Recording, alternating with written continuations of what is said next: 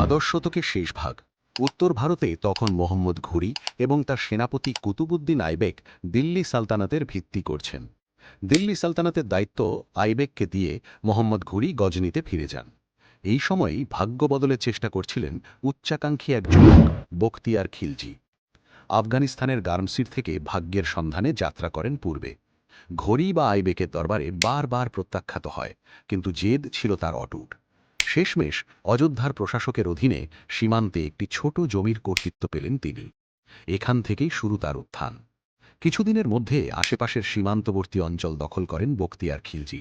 তার সাহস দেখে খুশি হন কুতুবুদ্দিন আইবেক। আইবেকের অধীনে সামরিক নেতা হিসেবে তিনি প্রথমে বিহার জয় করেন।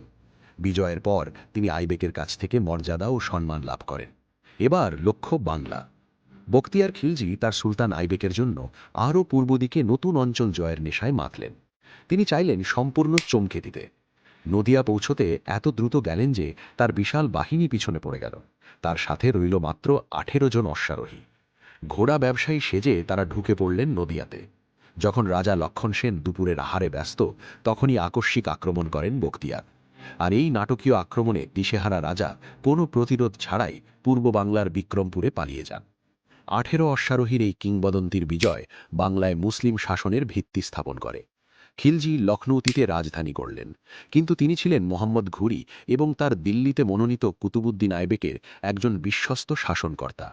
এভাবে বখতিয়ার খিলজি দূরবর্তী বাংলার বুকে দিল্লি সালতানাতের প্রভাব বিস্তার করলেন এবং বাঙালির মধ্যে এনে দিলেন ইসলামের আশার আলো। তার বিজয় কেবল একটি রাজ্য জয় ছিল না, এটি ছিল বাংলায় এক নতুন রাজনৈতিক অধ্যায়ের সূচনা।